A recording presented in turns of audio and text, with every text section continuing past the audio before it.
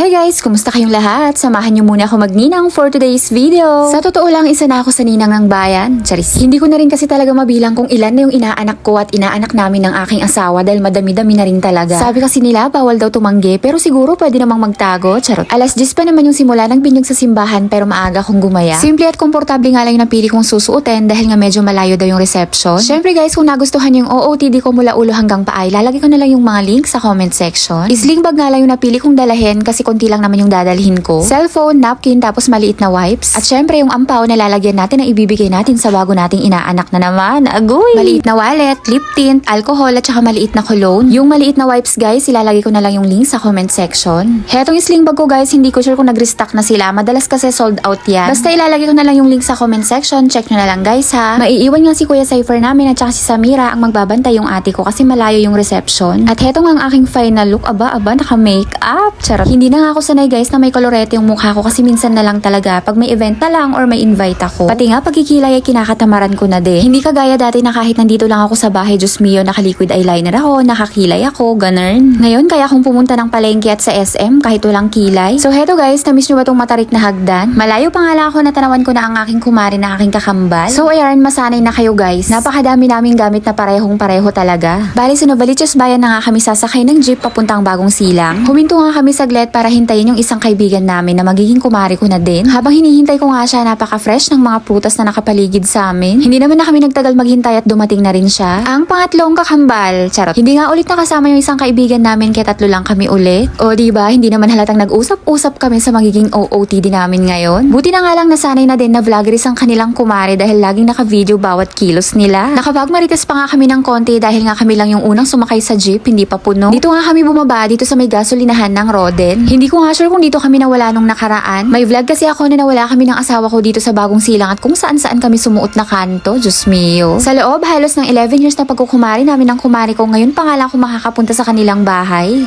Mga taga Bagong Silang. Oh my God.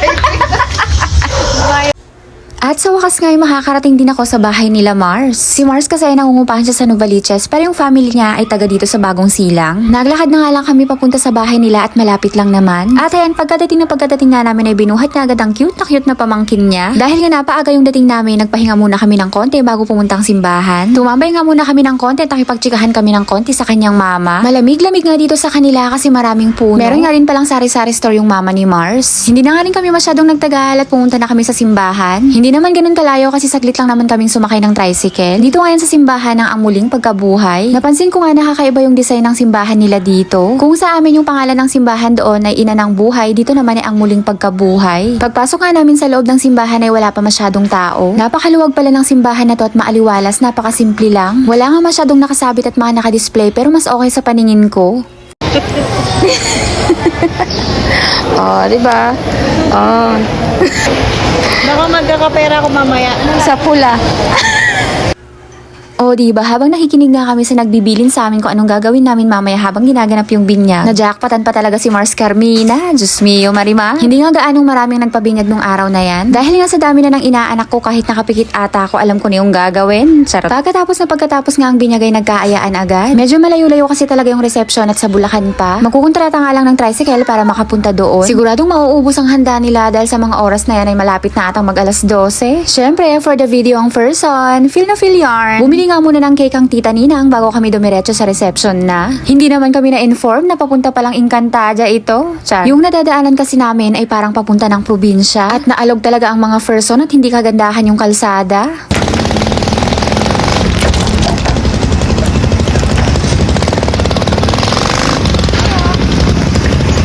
Dito nga pala yan sa Bulacan na pabahay, hindi ko sure kung ito ba yung nadadaanan pag umuwi ng probinsya. Pagdating nga namin dito sa reception ay wala namang gaanong bisita kundi kami-kaming mga ninong at ninang lang. Tapos na nga rin silang mag-display at maghain ng mga pagkain kahit nagugutom na ako. May pa-video okay pa nga sila kaya magiging singer tayo for today's video. Charis, natanawan ko na nga ang kanilang mga handa kaya hindi na ako nakatiis, sisilipin na natin. Ang number 1 handa ng bayan ng Shanghai. Charis, may pa-dynamite nga sila para sa pulutan. In fairness, ang dami nilang putahin na handa. Diyos mio, magpapakabusog talaga talaga ako. At hindi na nga ako talaga nakatiis kahit hindi pa napipicturan. Kumuha na ako ng Shanghai at sinubo ko na. Sana nga lang pag napanood ni Mari at Pari to, hindi sila magsisi na ako yung kinuha nilang ninang. Grabing gutom ko na talaga sa mga oras na yan dahil nga hindi ako nag-umagahan sa bahay. Sinadya ko nga talaga yon para marami akong kainin. Charis! Isang sulit pa nga sa masasarap nilang handa para magutom kayo. Charot. Habang mino-voice over ko nga ito, na-miss ko yung mga handa nila, talaga namang masasarap. Wala bang magpapabinyag dyan? Kunin nyo na akong ninang. Charis. Ay, kagutom nga naman talaga at katakamang itsura. Talagang walang hiya na nga ako at sumubo pa ako ng isa at talagang kumukulo na yung tiyan ko dyan.